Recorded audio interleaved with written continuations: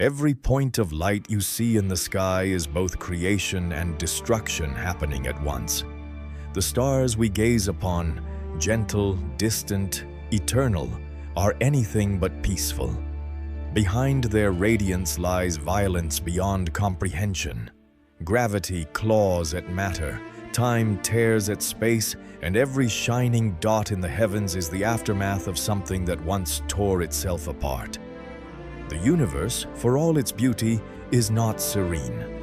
It is a battlefield, ancient, vast, and utterly silent. When we look up, we see a tapestry of stillness. Constellations frozen in time, galaxies suspended like jewels on black silk. But that calm is an illusion. The light that reaches us tonight began its journey millions, even billions of years ago. What we're seeing are ghosts, the afterimages of wars long finished.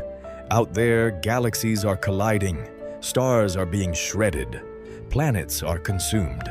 Black holes merge like cosmic beasts devouring each other in the dark. Yet it all happens so slowly that to human eyes, it seems motionless. Time itself hides the violence.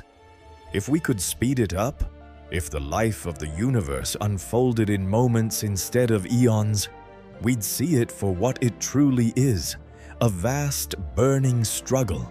A billion suns igniting and dying every heartbeat, galaxies crashing together like waves of fire, space itself bending and cracking under the weight of gravity's endless war.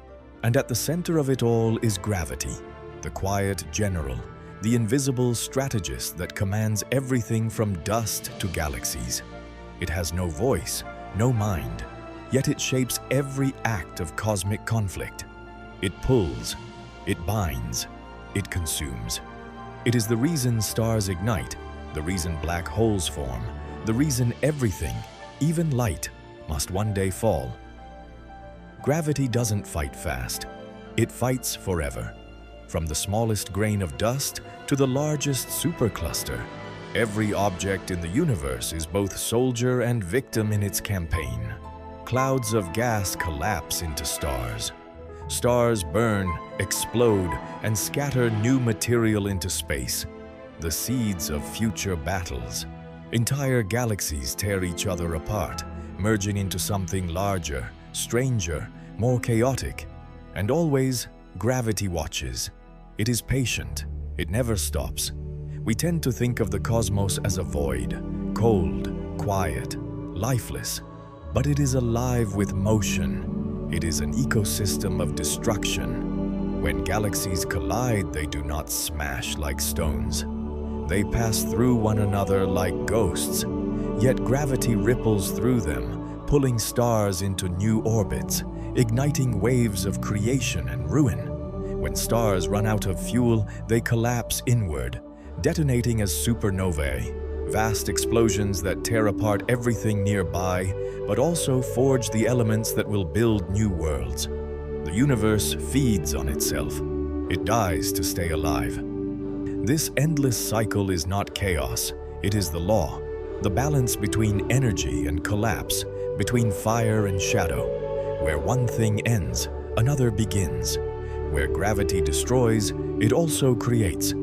Every explosion gives birth to something new. Every collision reshapes the cosmos into a different form. We see the results in the night sky. Galaxies shaped like whirlpools, spirals, and flames. Their arms are trails of captured stars, their centers glowing with the fury of black holes devouring entire suns. The light that reaches us is ancient battle fire, the dying breath of 1 trillion suns scattered across unimaginable distance. And yet, amid the violence, there is order. The orbits of planets, the structure of galaxies, the delicate dance of moons, all born from chaos but balanced by precision. The universe fights itself to stand still. It burns itself to hold together. It is not just war, it is art. If you could look from far enough away, beyond galaxies, beyond clusters, beyond the filaments that stretch across the cosmic web, you would see something astonishing. A structure that looks almost alive. Vast tendrils of galaxies connected like neurons in a brain. Pockets of emptiness, cosmic voids surrounded by walls of light. The pattern of creation itself shaped by invisible forces, as if the universe were thinking, dreaming, remembering every battle it has ever fought. This is not random. The same gravity that forms stars also forms meaning, structure, order, beauty. It is both destroyer and architect, tearing down to rebuild, consuming to give birth. When we look at a galaxy, we see a single instant in its long, violent life. It began as a cloud of dust, grew by devouring smaller galaxies, and will one day merge or collapse into something else. Nothing in the cosmos survives untouched. Every light is temporary. Every structure is borrowed. Every star, every world, every atom is a survivor of destruction. And so, when we look up at the night sky and feel peace, perhaps we're feeling something deeper. Not calm, but acceptance. The quiet after battle. The stillness of something too vast for noise. The universe is not static. It is not silent. It is not safe. It is a story of fire and fall, of hunger and rebirth, written in light across eternity. And we are part of it. Our atoms were forged in stars that exploded billions of years ago. The casualties of older wars. The iron in our blood, the calcium in our bones, the carbon in our skin, all born from stellar deaths. Every breath we take carries the dust of supernovae. We are the ashes of conflict, the memory of cosmic fire. We are not separate from the war of the stars. We are its continuation. We are its witnesses. And as we look up, we are also looking back, not just in time, but in inheritance. The battlefield made us. The stars that destroyed themselves gave us life. So when you see the night sky, remember, what looks like peace is motion. What looks like stillness is change. What looks like light is war. This is the true face of the cosmos, an arena without sound or mercy, where destruction is creation and creation, destruction. The silent war of the stars has been raging for 13.8 billion years, and it is far from over. In the great silence of space, distance is the rule. Galaxies drift apart, separated by millions of light years, each one an island of light adrift in an endless sea of dark. But sometimes, rarely, inevitably, gravity draws them together. And when that happens, the sky burns. Galactic collisions are the most spectacular events in the universe. There is no explosion, no flash, no sound, only motion, slow and unstoppable. Two vast spirals of stars and gas approach each other across millions of years, their shapes warping, stretching and tearing as they fall under each other's gravity. It is not a crash, it is a consumption. Each galaxy contains hundreds of billions of stars, but the distance between those stars is so immense that most will never actually collide. Instead, the galaxies pass through one another like ghosts, their matter blending, their gravity intertwining, their destinies merging. The result is not destruction in the way we understand it. It is transformation. From our perspective, such an encounter would unfold in slow motion, a cosmic ballet of unimaginable scale. First, the outer edges touch. Streams of stars are flung outward into space, forming long, glowing trails called tidal tails, like ribbons stretching between the galaxies. Then the cores approach, swirling into one another like whirlpools of fire. Dust clouds compress and ignite, giving birth to new generations of stars, brilliant, short-lived giants that blaze and die quickly. It is creation born from collision, chaos giving birth to beauty. In the aftermath, what remains is neither one galaxy nor the other, but something new, a single, massive, distorted remnant that will, over time, settle into shape again. A new spiral, or perhaps an elliptical galaxy, depending on how the pieces fall. It will bear the memory of its parents in its structure, in its dust, in the orbits of its stars. Every galaxy we see today has lived through this cycle, death and rebirth, impact and merger, countless times. And one day, our own Milky Way will join the war. In 4 billion years, the Andromeda Galaxy, our nearest large neighbor, will collide with us. Right now, it hangs in our sky as a faint smudge, visible only in clear darkness. But it's moving fast, toward us at nearly 250,000 miles per hour. The two galaxies are on a direct collision course. There is no escape and no reason to fear. When the collision begins, the night sky will transform. The band of the Milky Way will warp, twist, and glow. Andromeda will grow larger with every passing millennia until it fills the heavens, a swirl of billions of suns shining across half the sky. Our descendants, if any remain, will witness a sight unlike anything humanity has ever seen. Two galaxies entwined in a slow-motion dance of destruction and creation. As they draw together, stars will be hurled into new orbits, planets will be displaced, and vast clouds of hydrogen will collapse into new suns.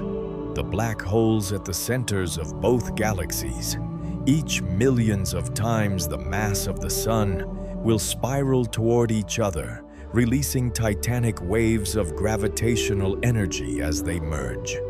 The collision will last billions of years, and when it's done, the result will be a single, massive galaxy.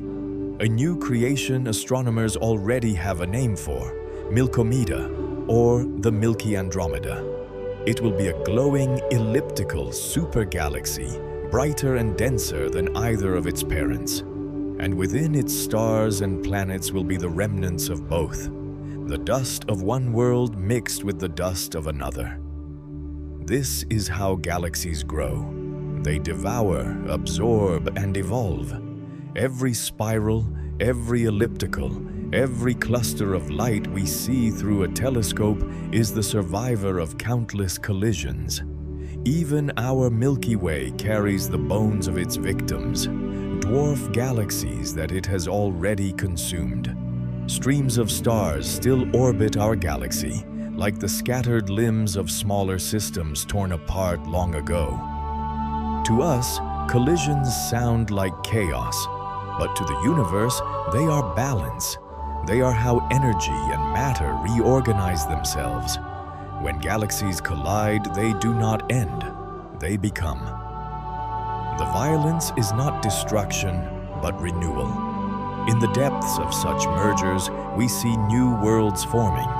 The compressed gas clouds born from collision ignite into stars. The light from those young stars spreads through the merging dust, turning entire regions into glowing nurseries, stellar cradles born from cosmic impact. Imagine watching it happen from within, a sky filled with fire. Not explosions, but gentle waves of light, nebulae glowing across every horizon, stars forming so rapidly that their ultraviolet light sets nearby clouds ablaze. And all of it silent, utterly silent. It is war without noise, conflict without malice, a dance written by physics and performed over eons. Even black holes, the ultimate weapons of the cosmos, are drawn into this ballet. When galaxies merge, their central black holes spiral together, releasing ripples in space-time, gravitational waves that stretch across the fabric of the universe. These waves carry the echoes of creation itself, faint tremors that astronomers can now detect, proof that the war of galaxies never stopped. Some scientists believe that most massive black holes were born this way, from the union of smaller galaxies long gone. Every collision leaves behind a new titan at its center, a singularity waiting to feed again. The cycle repeats, the war continues. But not all battles end in destruction. Sometimes galaxies pass near each other, brushing edges but not merging. These close encounters, called flybys, can still trigger tidal waves of star formation, reshaping entire systems without a single impact. Even in near misses, gravity leaves scars. If we could watch the history of the cosmos unfold in time-lapse, we'd see it clearly. Galaxies gathering, colliding, merging, scattering, light blooming and fading like embers. It would look less like chaos and more like breathing, the slow inhale and exhale of creation. And maybe that's what this war really is. Not a conflict in the human sense, but a pulse, a rhythm that has shaped everything we know. When galaxies collide, they write the story of existence in new constellations. Their destruction seeds the next generation of worlds.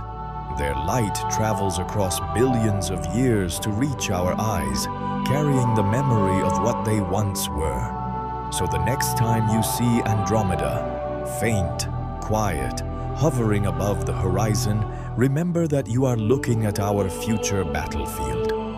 Not a place of death, but of transformation. In 4 billion years, our galaxy will meet its mirror. Stars will burn brighter, skies will blaze, and when it's over, a new creation will rise from the ashes. Because even in the heart of destruction, the universe remembers only one rule: to end is to begin again. In the vastness of space, survival is a question of gravity. Galaxies feed, stars consume, planets are stripped bare, and in the end, nothing escapes hunger. Every act of creation in the universe comes with appetite. Every burst of light is followed by the slow pull of something darker. We've seen how galaxies collide, merging into something new. But even in the quiet stretches between those great wars, smaller battles rage, secret and endless. The large devour the small, the powerful consume the weak.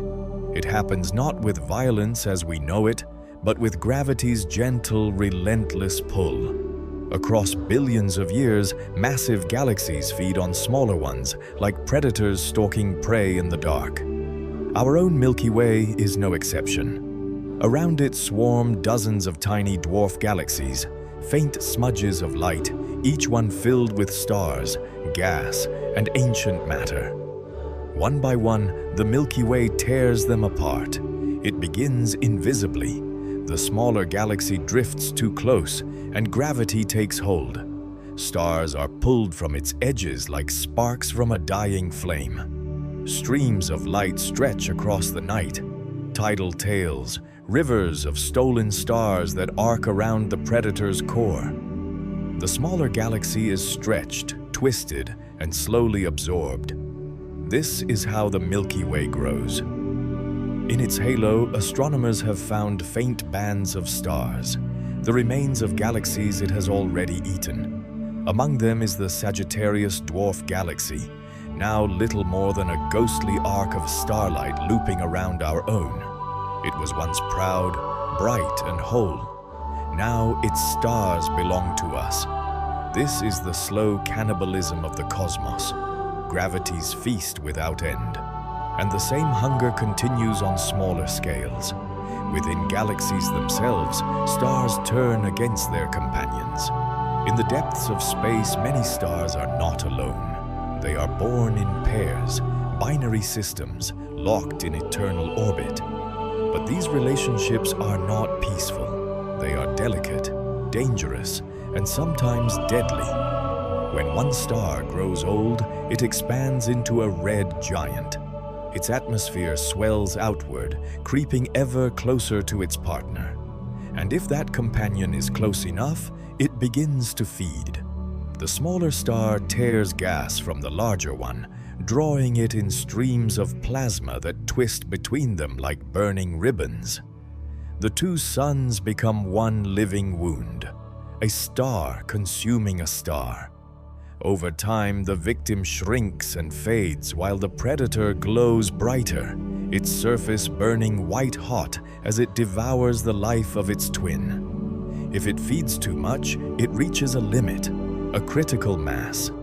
Then it detonates in a type Ia supernova, a blast so bright it can outshine entire galaxies for days. The devourer dies in the act of feeding, both stars destroyed in a single flash of light. In other systems, the exchange is more subtle, a slow theft rather than an explosion. Some pairs survive their wars for billions of years, one circling the other, pulling its mass in spirals of fire, like dancers caught in an embrace that will never end. This is how stars live and die, not as solitary points of light, but as partners, rivals, and predators. Their gravity binds them in relationships of violence and beauty, each feeding the other until one burns out. But there is a deeper hunger still, one that consumes everything, even light itself. At the center of almost every galaxy lies a black hole, the ultimate predator, invisible, silent, and infinitely patient. It does not chase, it waits. When matter comes too close, it crosses a line called the event horizon, the point of no return. Beyond it, nothing escapes, not even light. To an outside observer, the fall looks eternal.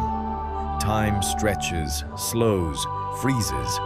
The victim never seems to vanish completely. It just fades, swallowed by gravity's perfect trap. Yet even here, destruction creates beauty. As gas and dust spiral into a black hole, they form a disk of fire, a storm of energy hotter than the core of any star. This is the accretion disk, a final scream of light before oblivion. From it, powerful jets of radiation shoot into space, spanning thousands of light years, signals of death that illuminate galaxies. The paradox is astonishing. The darkest objects in the universe are also among its brightest. They feed, they consume, and in their feeding they create. The light that escapes from their accretion disks powers quasars, cosmic beacons visible across billions of years.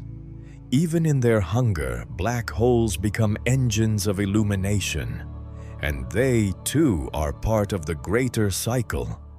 Some black holes merge when their galaxies collide, releasing gravitational waves, ripples in space-time that echo through the universe. Each wave is the soundless aftermath of unimaginable violence, each one a reminder that gravity's hunger knows no end. It is easy to think of this as monstrous, to imagine the cosmos as a place of endless devouring, a vast feeding ground where nothing survives. But that isn't the truth. What we call destruction is only transformation. When galaxies consume others, they create new stars. When stars die, their elements scatter into space, forming planets, oceans, life. When black holes feed, they light up the universe. This is not cruelty, it is balance. The silent war of the stars is not fought in hatred, but in necessity. Matter moves, gravity calls, and the cycle repeats. Perhaps that is why there is such peace in the night sky. The war has no sound, no screams, no victory. It simply is. When you look up and see the Milky Way stretching across the darkness, remember what you're seeing: a graveyard made of light.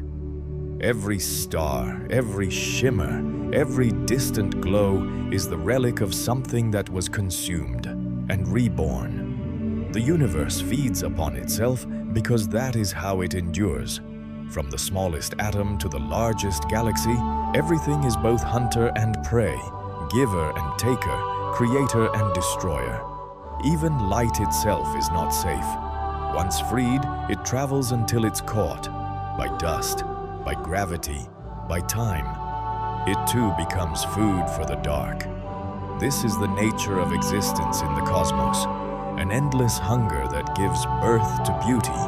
The cannibals of light are not monsters. They are the architects of eternity. And as long as there is matter to move, as long as gravity still breathes, the feast will continue. In silence, in fire, in light. The universe looks like light, but it is ruled by shadow. What we can see, the stars, the planets, the glowing clouds of nebulae, is only a fraction of what truly exists. Beneath every glimmering galaxy is something invisible, something vast, something that binds and commands. It does not shine, but it shapes. It does not move quickly, yet nothing can escape it. This is dark matter, the unseen skeleton of the cosmos. For most of human history, we thought we understood the sky. We mapped the constellations, measured the movements of planets, learned the lives of stars. We believed that what we could see was the full story, that the universe was made of light and matter, fire and dust. But when we began to weigh the galaxies, to measure their orbits and their speed, the numbers defied reason. Galaxies were spinning far too fast. The outer stars should have been thrown away like sparks from a wheel, but they stayed bound, moving together in defiance of physics. Something unseen was holding them in place. It was as if each galaxy were wrapped in an invisible hand. That hand was gravity, but the gravity did not come from what we could see. It came from something hidden, something that did not emit or absorb light. Astronomers gave it a name: dark matter. It is everywhere, surrounding and binding every galaxy, filling the spaces between stars, weaving invisible threads between clusters of light. If we could see it, the universe would look completely different, not empty, but wrapped in a glowing web of structure, like veins of gravity running through space itself. Without it, there would be no galaxies at all. The early universe was almost uniform, a haze of gas and radiation expanding outward from the Big Bang. It was dark matter that broke that symmetry. Its mass gathered ordinary matter, hydrogen, helium, dust, pulling it into clumps, forming the first stars, the first galaxies. It is the original architect, the builder of all visible creation. And yet, it remains untouchable. We cannot see it, taste it, or capture it. It passes through our bodies, our world, our instruments, billions of invisible particles every second, leaving no trace. It interacts only through gravity. It never glows. It never dies. It simply exists. Every galaxy you see, every swirling spiral, every distant cluster is just a flicker of light resting on a dark foundation. The stars are soldiers, but dark matter is the battlefield. When galaxies collide, it is the dark matter halos that clash first. Invisible against invisible, they merge, deform, and reshape one another. Their gravity pulls the galaxy's visible parts along, dragging stars, gas, and planets in their wake. The shape of the new galaxy is written not by its stars, but by the unseen structure that enfolds it. Dark matter doesn't just influence the war of galaxies, it decides how the war is fought. Astronomers have mapped these halos by their effects. Light from distant galaxies bends as it passes through them, distorted by the gravity of what cannot be seen, an effect called gravitational lensing. By studying this warping, we can trace the outlines of the dark universe. The result is astonishing. a cosmic web stretching across billions of light years, with galaxies clinging to its filaments like dew on an endless net. Dark matter forms the structure, but it is not the only power in play. There is another, more elusive force, one that does not pull, but pushes. In the late 20th century, scientists expected to find that gravity was slowing the universe's expansion. Instead, they found the opposite. The expansion was accelerating. Something was driving galaxies apart faster and faster, stretching space itself like a living fabric. That something was named dark energy. If dark matter is the architect of structure, dark energy is the architect of emptiness. It makes up nearly 70% of everything that exists. And yet, we know almost nothing about it. It is invisible, uniform, and acts like a pressure that expands the universe from within. The more space grows, the stronger it becomes. It is the opposite of gravity, a force that refuses to bind, a command for separation. Together, dark matter and dark energy are the twin architects of the universe. One builds, the other tears down. One gathers, the other divides. They are the opposing generals in the silent war that defines all of existence. Their battle decides everything: how galaxies form, how they die, how long stars will shine, how far space will stretch before it freezes into silence. Every atom, every photon, every pulse of energy is caught between their invisible hands. And what is most unsettling is that we have no idea what either of them truly are. Dark matter may be made of unseen particles, perhaps WIMPs, weakly interacting massive particles that drift through us like ghosts. Or perhaps it is something stranger, primordial black holes or undiscovered laws of gravity itself. Dark energy could be a property of space, a constant force woven into the universe's fabric. Or it could be a sign of something far larger, that our cosmos is only one bubble in an infinite multiverse, its expansion driven by pressure from beyond. We don't know. We can only measure their fingerprints, the patterns they leave on galaxies, the way they bend light, the speed with which space stretches. They are invisible architects whose blueprints we can see only in reflection. When we look at the universe, what we are really seeing is a mask. The luminous parts, the stars, the nebulae, the galaxies, are decorations painted on top of a deeper, darker foundation. It is the unseen that gives them shape, the silence that gives them form. Dark matter builds the battlefield. Dark energy widens it. Between them, the visible universe is only a thin layer, a spark flickering between gravity and expansion. And in the end, it will be dark energy that wins. As it continues to drive galaxies apart, the night sky will grow emptier. One by one, the lights will drift beyond the horizon of visibility. The cosmic web will stretch until it tears. Even gravity's bonds will fail. The architects will remain, their work complete, one having built the frame, the other having erased the canvas. But even then, their balance will echo. For without the gathering force of dark matter, there would have been nothing to tear apart. Without the expansion of dark energy, there would have been nowhere for creation to unfold. Their war is not one of destruction, it is one of harmony. A push and pull so perfect that it sustains the universe itself. We are made from this tension, from the balance between what gathers and what disperses.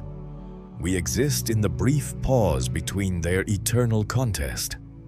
Everything we see, everything we are, is born from the invisible. The dark architects built our world, and even now they are writing its future. In silence, in symmetry, in shadow. Every star that burns is living on borrowed time. It shines because gravity and fire are locked in a fragile truce, matter falling inward, pressure pushing outward. When that balance fails, the light turns violent. The calm points of the night sky become battlefields, and the stars devour everything around them, including themselves. Some deaths are quiet.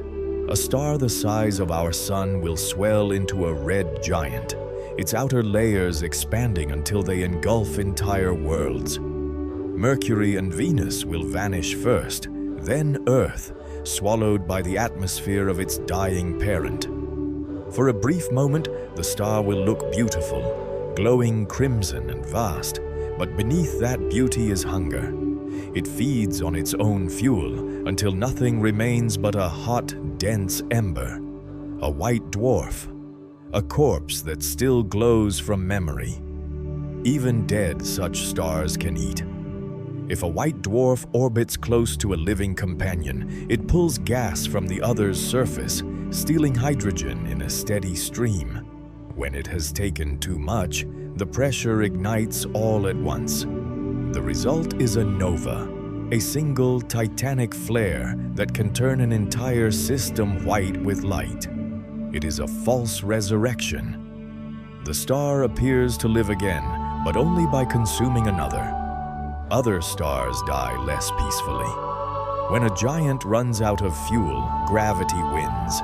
Its core collapses inward faster than anything we can imagine, and in that instant the outer layers rebound and explode outward, a supernova. In seconds, the star releases more energy than our sun will in its entire lifetime. It obliterates its planets, blasts its atoms into space, and for a brief time outshines whole galaxies. But even in destruction, the star feeds the cosmos. The iron in our blood, the calcium in our bones, the gold in our rings, all of it was forged in such explosions. A supernova is the universe recycling itself, scattering heavy elements that will one day gather into new suns, new planets, and new life. Every act of cosmic cannibalism leaves behind the ingredients for creation. When the fire clears, what remains is stranger still. The crushed core of a massive star becomes a neutron star, a sphere barely 20 kilometers across, yet heavier than the entire sun. In its interior, matter has been pressed beyond comprehension. A teaspoon of it would weigh billions of tons. These remnants spin at incredible speed, their magnetic fields so intense that they beam radiation into space like cosmic lighthouses. We call them pulsars, and when their beams sweep across Earth, we hear them as a rhythm, the ticking of a star's dead heart. Sometimes those magnetic fields twist themselves into knots of impossible energy. The result is a magnetar, a star whose magnetic force can erase data from hard drives thousands of light years away, whose flares can bathe entire regions of space in X-rays. They are monsters born from collapse, ghosts of stars that refuse to fade quietly. And deeper still lie the true star-eaters, black holes. When a star is massive enough, its death leaves no remnant, no pulse, no trace of surface. Gravity pulls it so tight that space itself caves in. The star collapses into a singularity, a point where all known laws break. Around it forms an event horizon, the boundary beyond which nothing returns. Light itself becomes prey. We sometimes imagine black holes as cosmic accidents, but they are part of the same cycle. They are the final stomachs of the universe, digesting stars and feeding the next generation. When two black holes merge, their collision sends ripples through space-time, gravitational waves that spread across the cosmos, stirring gas clouds, triggering new formations. Even in total consumption, they give something back. In the regions where stars die, new ones are born. The shock waves from supernovae compress nearby gas clouds, igniting them into glowing nurseries. The ashes of the dead become the cradles of the living. This is the cosmic food chain of light. Hydrogen becomes stars. Stars forge heavier elements. Explosions scatter them. Gravity gathers them again. It is a cycle of hunger that has continued since the first stars flickered into being. We see it everywhere. In distant galaxies, telescopes catch the glimmer of newborn clusters shining beside the remnants of old supernova. Life feeding on death, light reborn from ashes. The universe does not waste. Even destruction is nourishment, and the process never stops. Some stars are still feeding. There are systems where a massive sun slowly pulls apart a nearby planet, drawing rivers of molten rock into its atmosphere. The planet dies, but its fragments swirl into a glowing ring that may one day form moons for another world. On that scale, even worlds become fuel. The universe is not cruel, it is efficient. It consumes to create, it burns to give birth. What looks to us like ending is simply transfer, energy, matter, memory, passing from one form to another. Every photon of starlight that reaches your eyes tonight is part of that chain. A scrap of energy released by something that destroyed itself so that something else could exist. If you could stand on the edge of a dying star and look across the cosmos, you would see that this hunger connects everything. Galaxies collide and merge, stars feed on companions, planets fall into their suns, black holes consume them all. And yet, out of that endless devouring, new light always rises. The universe eats itself so it can keep shining. We are part of that process. The atoms that think, breathe, and dream inside us were once the contents of a star's heart. When that star exploded, its debris drifted through time until gravity gathered it again. Into Earth, into life, into you. You are built from the remnants of cannibal suns. The War of the Stars is not only about destruction. It is a chain of inheritance, a story told in fire. Stars born, stars feeding, stars dying, stars reborn. Even the blackest hole, swallowing light itself, cannot end it. Somewhere nearby, the energy it releases is already sparking another beginning. This is how the universe survives, by devouring itself in perfect balance. Every death is a seed, every shadow hides a new dawn. The Star Eaters are not villains of the cosmos. They are its gardeners, its recyclers, its eternal heartbeat. And as their light fades into the deep, the next generation ignites. Proof that in this silent war, nothing is ever truly lost. Every act of creation leaves behind a ruin. Every burst of light casts a shadow that lingers long after the fire fades. The universe, for all its brilliance, is built upon graveyards, vast, silent regions where the echoes of old stars, shattered galaxies, and forgotten worlds drift through eternity. These are not tombs of stillness. They are recycling grounds where matter and energy are stripped, crushed, and reborn. The universe does not bury its dead, it reuses them. The first and deepest of these graveyards lies at the hearts of galaxies, where the black holes wait. They are the ultimate ends of matter, the final collapse of everything gravity can touch. In their presence, time slows, light bends, and space folds into itself. Each one is a monument to consumption, a scar left by a star that burned too brightly. To fall into a black hole is to vanish completely. At least, that's how it appears. Information disappears, energy disappears, everything becomes part of the singularity, compressed into a point smaller than imagination. Yet even here the cycle continues. The matter drawn inward heats the edge of the event horizon, creating an accretion disk, a glowing halo of fire that blazes with more power than 1,000 galaxies. It is a strange paradox. The darkest objects in the universe are surrounded by its brightest light. Death becomes illumination. Some physicists believe that black holes may not be final after all. Stephen Hawking proposed that they slowly evaporate, releasing faint radiation until they vanish. If that's true, then even the most perfect prison of gravity is temporary. The energy that falls in eventually escapes, scattered back into the cosmos. Nothing is truly gone, only transformed, changed into a whisper that takes eons to fade. Around every black hole, a different kind of graveyard forms.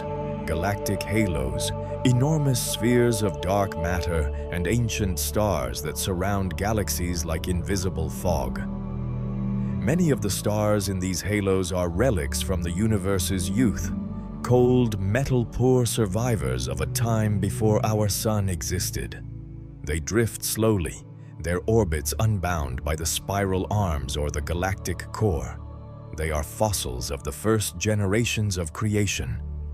Further out, beyond even these halos, there are rogue stars, wanderers torn from their homes by gravitational wars. When galaxies collide, some stars are thrown out like shrapnel, flung into intergalactic space at hundreds of kilometers per second. They become eternal exiles, drifting through the darkness with no orbit, no warmth, no company.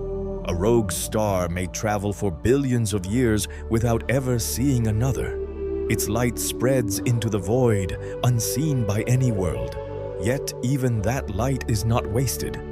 The photons it casts eventually strike dust, gas, or other particles, transferring energy, setting new motions in place.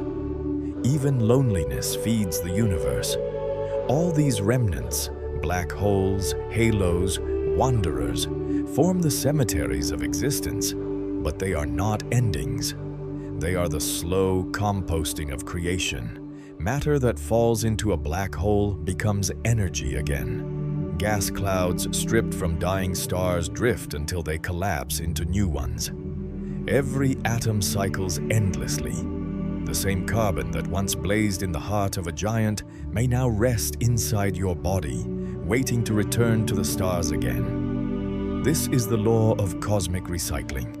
Nothing in the universe stays the same. It only changes form. Death here is not destruction, it's motion.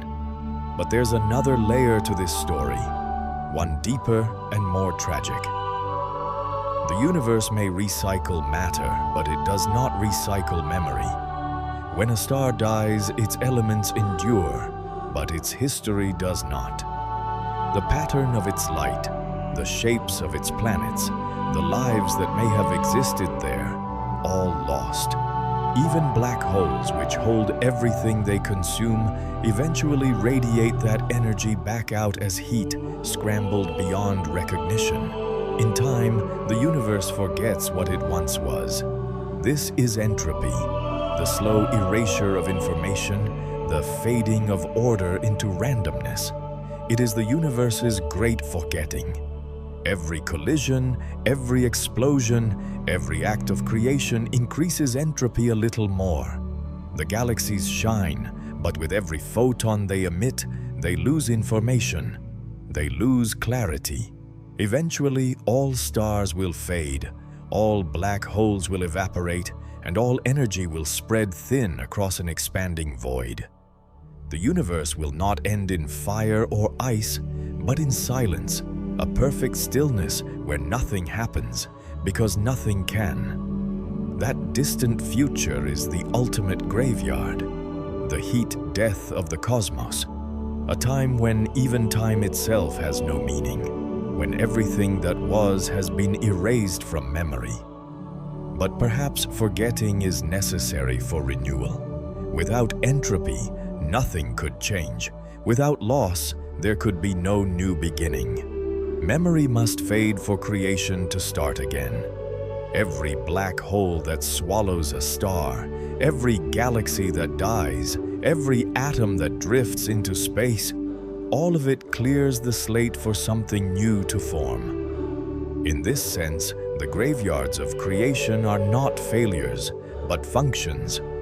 They are the universe's way of keeping itself alive through death. We too are part of this cycle. The atoms in our bodies were once light from long dead suns. The calcium in our bones was forged in the hearts of exploding stars. The iron in our blood may have fallen through the core of a supernova. And when we die, that matter will return to the earth, to the air, to the cosmos. Our memories will fade, our forms will vanish, but our atoms will remain. They will join the endless drift, perhaps to become part of another world, another creature, another sun. The universe forgets its own battles, but it never stops fighting them. Every forgotten war leaves behind the material for the next. Every victory dissolves into the next beginning. In the darkness between galaxies, that truth endures. Even among the wreckage there is movement. Even among the dead there is design. The graveyards of creation are not places of mourning. They are fields of renewal. In the cosmic silence where entropy reigns and memory fades, the building blocks of the next universe are already gathering. And when the light returns, as it always does, it will carry the echoes of everything that came before, unremembered, but never truly lost. There will come a night when even the stars go out, when the galaxies grow cold and the last embers of light fade into the endless dark. The universe began in fire, a violent, expanding storm of energy and possibility, but its final act will not be an explosion. It will be a whisper, a long exhale into silence. This is the heat death, the last battle in the silent war of the stars. It won't happen soon. The cosmos has time beyond imagination. But already the path is set. The stars, those bright soldiers of creation, are dying one by one. The most massive have already burned themselves out, exploding in supernovae, leaving behind black holes and neutron stars. The smaller, slower ones, red dwarfs, will hold their light for trillions of years more.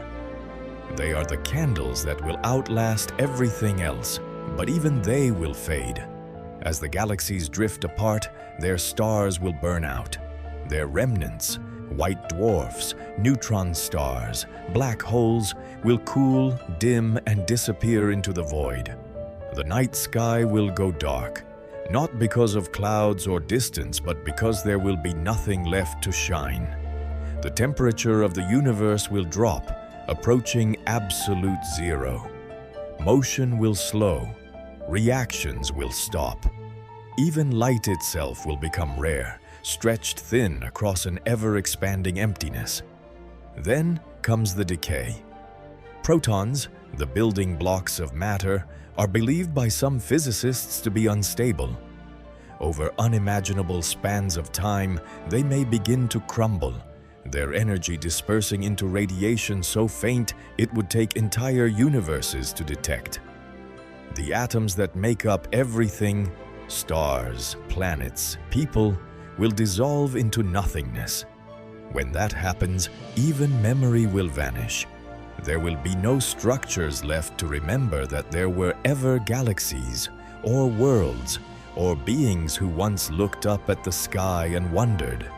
The black holes will be the last to remain. These ancient predators, formed from the collapse of the greatest stars, will continue to dominate for eons. But even they are not eternal. They will shrink slowly through hawking radiation, bleeding energy into space until they vanish in tiny flashes of light, the final fireworks of creation. When the last black hole dies, the universe will be left in its purest form.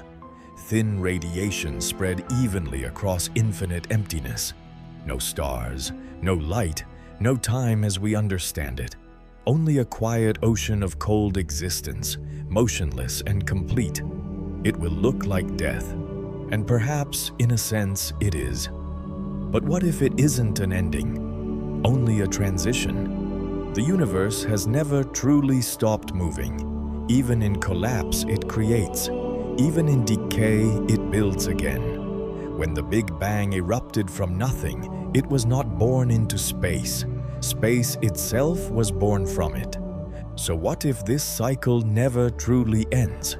What if, deep within the silence, the seeds of another beginning are already waiting?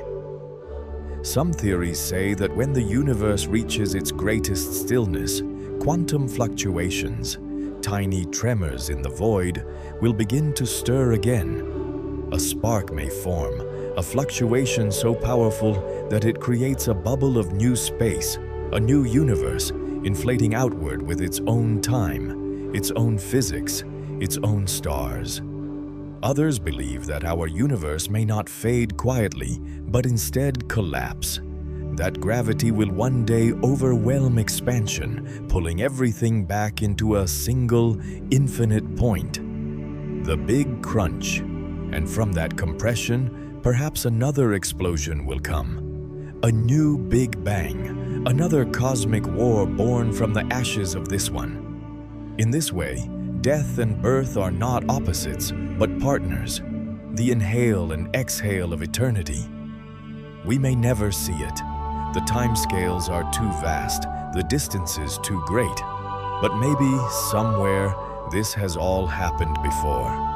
Maybe the stars we see today are not the first lights, but the echoes of an older universe that once burned, collapsed, and began again. Maybe creation itself is cyclical, a universe dreaming, waking, and dreaming once more. And if so, then even the heat death is not an end. It is rest, a pause between wars, a quiet inhale before the next cosmic breath. The galaxies that once collided, the stars that once consumed their worlds, the black holes that once swallowed light, all of it will return, reshaped, reimagined, reborn. Because nothing in the universe is wasted. Even the dark has purpose. Even silence carries potential. The last photons of the last dying star will travel forever until they find something. A quantum fluctuation, a ripple, a chance. And there, in that tiny flicker, a new spark will ignite. The cycle will begin again. The universe will rise once more, not remembering what came before, but carrying its essence. New stars will burn. New worlds will form. Somewhere, new eyes will open, look to the sky, and wonder where it all came from. They will not know the battles fought to bring them there. They will not remember the war of the galaxies, the cannibal stars, the dark architects, the black holes. They will see only light and call it beautiful. And so it will continue again and again for as long as there is possibility.